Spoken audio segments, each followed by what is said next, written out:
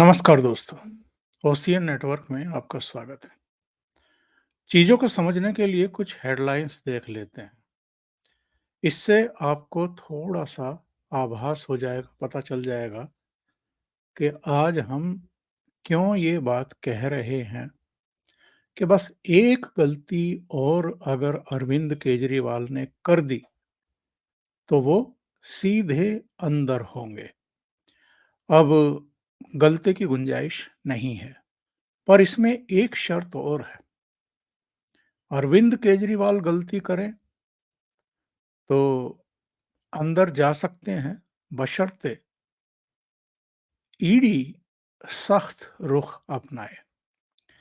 अभी तक भी ये घोर आश्चर्य का विषय है कि ईडी दूसरों के मामले में जो रुख अपनाती रही, वो रुख अरविंद केजरीवाल को लेकर के उसने क्यों नहीं अपनाया है, यानी सख्ती का। अभी 2-3 दिन पहले ही आपने देखा होगा, हैदराबाद से के कविता, जो केसीआर की बेटी हैं, वो भी इसी दिल्ली शराब घोटाले में इन्वॉल्व हैं। उनको पूछताछ के लिए पहले बुलाया भी जा चुका है, पूछताछ हो भी चुकी है, लेकिन पिछले 2 समन की उन्होंने एक तरीके से हुक्म-उदूली की थी, यानी वो नहीं आई थी। तो ईडी के अधिकारियों की एक टीम सीधे उनके घर पहुंची, घर में घुसी, सर्च किया, इसके बाद उनको हिरासत में ले लिया और हैदराबाद से दिल्ली ले आई और सीधे कोर्ट में पेश किया। अब वो ईडी की हिरासत में हैं, उनसे इंट्रोगेशन चल रही है। इससे पहले भी हम कई ऐसे लोग देख चुके हैं, जिनको ईडी गिरफ्तार कर चुकी है, शराब घोटाले में ही गिरफ्तार कर चुकी है। इन्हीं के deputy chief minister Manish Sisodia को गिरफ्तार कर चुकी है। राज्यसभा सांसद संजय सिंह को भी गिरफ्तार कर चुकी है, विजय नायर भी अंदर जा चुके हैं। पर अरविंद केजरीवाल को 8 समन जारी होने के बावजूद गिरफ्तार नहीं किया जाना बड़े सवाल खड़े करता है। 5वें समन पर भी जब वो नहीं गए थे, तो ये लोग यानी ईडी के अधिकारी पहुंच गए थे राउज एवेन्यू कोर्ट इनकी शिकायत लेकर के। जब ये 8वें समन के बाद भी नहीं आए, तो फिर से शिकायत की गई थी राउज एवेन्यू कोर्ट में ही। राउज एवेन्यू कोर्ट ने इनको तलब कर लिया था 16 मार्च को, और 16 मार्च को ये बस मुश्किल से 15 मिनट के लिए राउज एवेन्यू कोर्ट गए। इनको समन की अनदेखी वाले मामले में जो कोर्ट में पेश होना था, उसकी भी अनदेखी करने के मामले में जमानत लेनी पड़ी थी।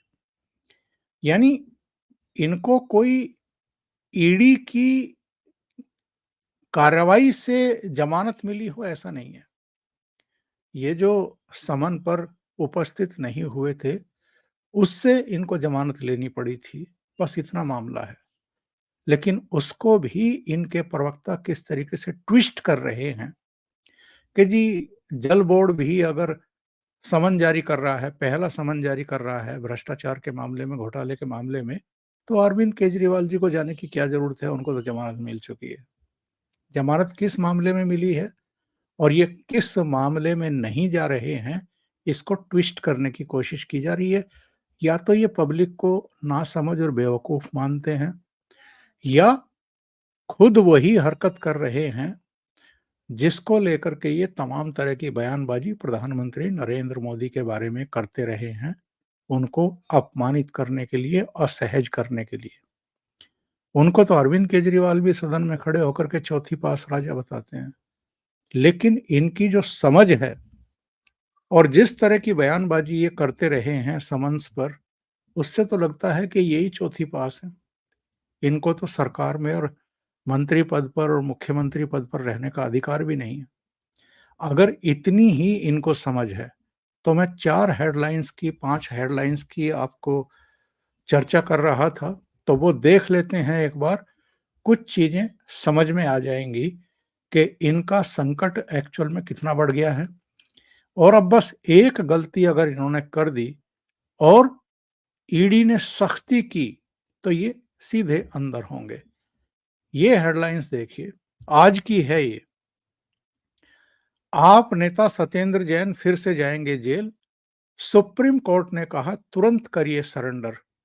मनी लॉन्ड्रिंग में स्वास्थ्य के आधार पर साल भर से जमानत पर थे। आज ही सुप्रीम कोर्ट ने सत्येंद्र जैन को सरेंडर करने को कहा है। पिछले साल यानी 2023 में मई के महीने में हेल्थ कंडीशंस को लेकर के इनको अंतरिम जमानत दी गई थी 4 सप्ताह के लिए, मात्र 4 सप्ताह के लिए। और ये अंतरिम जमानत बढ़वाते रहे, बढ़वाते रहे, बढ़वाते रहे। हालत ये है कि 10 साढ़े 10 महीने से ये तिहाड़ जेल से बाहर चले आ रहे हैं। अब उस अंतरिम जमानत को परमानेंट जमानत में तब्दील करवाना चाहते थे। वकीलों की फौज खड़ी कर रखी थी। इनके लिए बार-बार अभिषेक मनु सिंघवी से लेकर के कई वकील अदालतों में प्रस्तुत होते रहे हैं। तो अल्टीमेटली आज सुप्रीम कोर्ट ने इनकी सारी याचिकाएं खारिज कर दी और सारी याचिकाएं खारिज करने के बाद इनसे कहा कि आज ही तुरंत सरेंडर करिए और इनको जेल भेजिए। तो सत्येंद्र जैन को बड़ा झटका लगा है और ये केवल सत्येंद्र जैन को बड़ा झटका नहीं लगा है। अरविंद केजरीवाल के लिए भी एक संकेत है कि आप अगर ये समझ रहे हैं, ये सोच रहे हैं कि अदालतें डायरेक्ट इनडायरेक्ट वे में कहीं आपकी मदद कर सकती हैं, तो ये बहुत लंबे समय तक यानी जिसको कहते हैं कि असीमित समय तक ये सब चल नहीं सकता है कि आपको हर बार अदालतें फ़ेवर ही कर देंगी या आप पर कोई दया भाव ही दिखा देंगी। दूसरी हेडलाइन देखते हैं।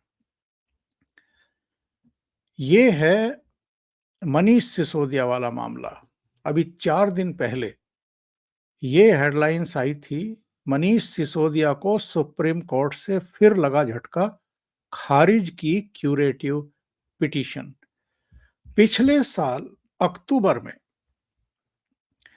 इन्होंने जो याचिका दाखिल की थी, नीचे से याचिका दाखिल करते आ रहे थे कि मुझे जमानत दे दी जाए। वो हर जगह खारिज हो रही थी। सत्र न्यायालय में भी, हाई कोर्ट में भी, सुप्रीम कोर्ट ने भी अक्टूबर 2023 में इनकी जमानत की जो याचिका थी वो खारिज कर दी थी। यानी एक बड़ा झटका था, अब तो इसके ऊपर कहीं जा नहीं सकते। और मनीष सिसोदिया भी 1 साल से अधिक समय से जेल में ही हैं। इनको 26 फरवरी 2023 को गिरफ्तार किया गया था। सीबीआई के द्वारा गिरफ्तार किया गया था। इसके बाद मार्च में पहले पखवाड़े में ईडी ने भी जेल में ही जाकर के इनको हिरासत में लिया था, इनकी गिरफ्तारी की औपचारिकता पूरी की थी।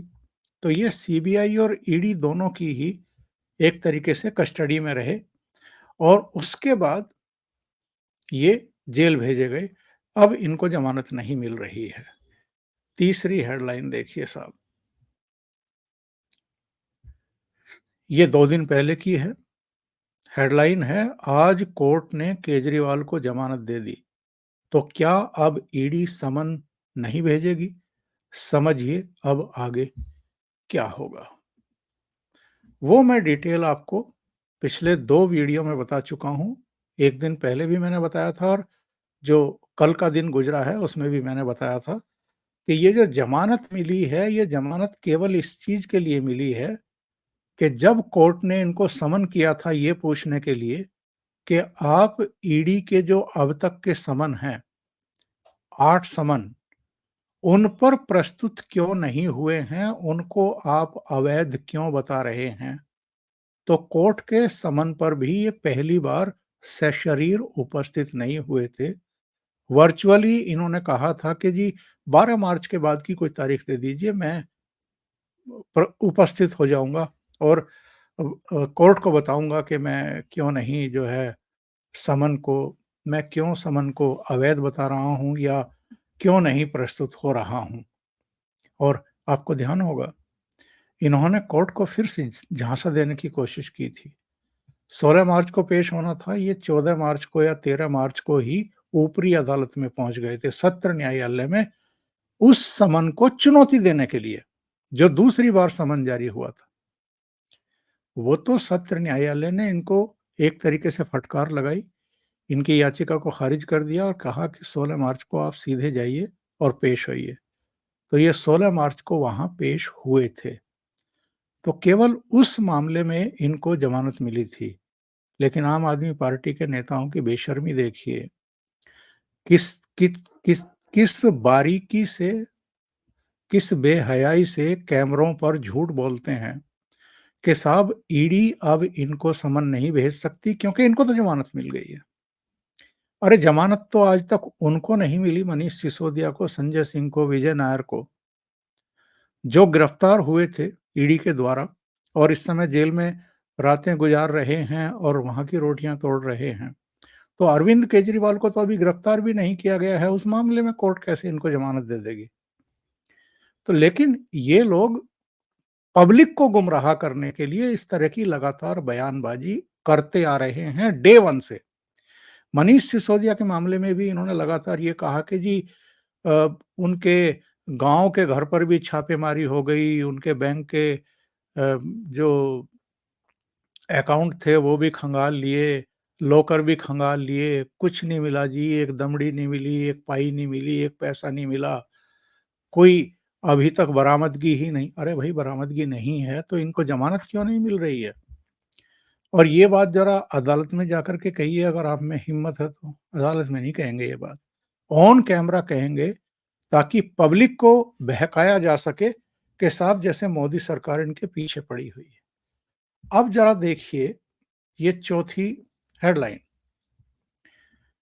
इसमें ये है कि ईडी के सामने पेश नहीं होंगे केजरीवाल, दिल्ली जल बोर्ड केस में पूछताछ के लिए बुलाया गया था। आपने समन को गैर कानूनी बताया। ये 4 घंटे पहले की खबर है, ये सुबह करीब-करीब 9-10 बजे की खबर है ये। अब ये आप जानते हैं, आप में से बहुत सारे लोग जानते हैं कि ईडी ने इनको 2 समन जारी किए थे एक साथ। एक तो 9वां समन जारी किया था शराब घोटाले में पूछताछ के लिए हाजिर होने के लिए 21 मार्च को। 21 मार्च तो चलो अभी 2 दिन बाद है। एक समन जारी किया था ईडी ने इनको, जल बोर्ड में जो घोटाले हुए हैं टेंडर में और जो रिश्वतखोरी हुई है, और जो जैसे लालू यादव ने चारा घोटाला किया था, चारा खाया था, ऐसे ही ये पानी पी गए लोगों के हिस्से का। तो उस मामले की जांच के लिए पहला समन इनको जारी किया गया था अरविंद केजरीवाल को, कि आप 18 मार्च को आइए। तो क्या कहा इन्होंने, इनके प्रवक्ताओं ने, कि जी गैर कानूनी समन है। जैसे ये शराब घोटाले में फर्स्ट समन से ही उनको गैर कानूनी बताते आ रहे हैं, ऐसे ही जल बोर्ड वाले मामले में जो पहला समन आया है ईडी की तरफ से, उसको भी ये गैर कानूनी बताना शुरू कर चुके हैं। तो जाहिर है ये तो पहला समन था, और मैंने कल के प्रोग्राम में कहा था कि ये पहले समन पर तो जाने वाली चीज ही नहीं है। ये अभी इस मामले में भी, जल बोर्ड वाले घोटाले मामले में भी 7-8 समन तक ऐसे ही टालने की कोशिश करते रहेंगे, अगर तब तक बाहर रहे तो। और फिर वही होगा जो शराब घोटाले में हुआ है, यानी अदालत तलब करेगी, अगर ईडी इस मामले में भी अदालत गई। और ईडी की मैं गलती मानता हूं कि आप दूसरे मामलों में ये पैरामीटर्स नहीं अपना रहे, ये रास्ता नहीं अपना रहे कि अगर कोई अभियुक्त, अगर कोई एक्यूज आपके समन की लगातार अनदेखी कर रहा है, आदतन अनदेखी कर रहा है, फिर भी आप उसको माफ किए दे रहे हैं, उसको गिरफ्तार नहीं कर रहे हैं। अब ये तो ईडी के अधिकारी कह नहीं सकते कि जी ये मुख्यमंत्री हैं। अरे भाई ये तो एक सिटी नुमा जो अर्ध प्रदेश है, जो केंद्र के अधीन प्रदेश है, उसी के मुख्यमंत्री हैं। हेमंत सोरेन तो फुल फ्लैश झारखंड के मुख्यमंत्री थे, उनको तो आपने गिरफ्तार किया है। तो अरविंद केजरीवाल को गिरफ्तार क्यों नहीं कर रहे हैं? बड़ा सवाल खड़ा होगा और ईडी इस मामले में कटघरे में है, सवालों के कटघरे में है। बहरहाल जो जल बोर्ड की के घोटाले के मामले में इनको समन जारी किया गया, उसको इन्होंने टाल दिया और कहा कि जी ये तो अवैध है। अब ज़रा ये देखिए, अदालत में पेशी के बाद अब केजरीवाल को ईडी का नया समन 21 मार्च को बुलाया। यही शराब घोटाले में 9वां समन इनको जारी किया गया है और यही वो समन है जिसके बारे में मैंने ये कहा है कि अगर एक गलती और अरविंद केजरीवाल ने कर दी, और जो बात मैं शुरू से कह रहा हूं कि अगर ईडी ने सख्त रुख अपनाया तो 21 मार्च को अरविंद केजरीवाल गिरफ्तार हो जाने चाहिए। राउज एवेन्यू कोर्ट से समन की अनदेखी मामले में इनको जमानत मिली हुई है, लेकिन अगर ये नवे समन की भी अनदेखी करेंगे तो फिर ईडी को राउज एवेन्यू कोर्ट जाने की जरूरत नहीं है, सीधे इनको गिरफ्तार करेंगे। गिरफ्तार करके पूछताछ करेंगे, इसके बाद सीधे अदालत में, कस्टडी में, फिर पूछताछ, उसके बाद न्यायिक हिरासत में, यानी सीधे तिहाड़ भेज सकते हैं। तो अरविंद केजरीवाल के लिए 21 मार्च का दिन जीवन और मरण का दिन साबित हो सकता है, अगर ईडी ने इस बार सख्ती दिखाई और रहमदिली इन पर नहीं दिखाई। अभी के लिए इतना ही। बहुत बहुत धन्यवाद। अगर आपको ये चैनल और इसके कंटेंट पसंद आ रहे हैं तो लाइक करें, कमेंट करें, वीडियो को शेयर भी करें। अभी तक अगर आपने ये चैनल सब्सक्राइब नहीं किया है तो सब्सक्राइब कर लें और साथ में लगे बेल आइकॉन को दबा दें ताकि आगे आने वाले वीडियो और उनके नोटिफिकेशन आप तक पहुंचते रहें। बहुत बहुत धन्यवाद।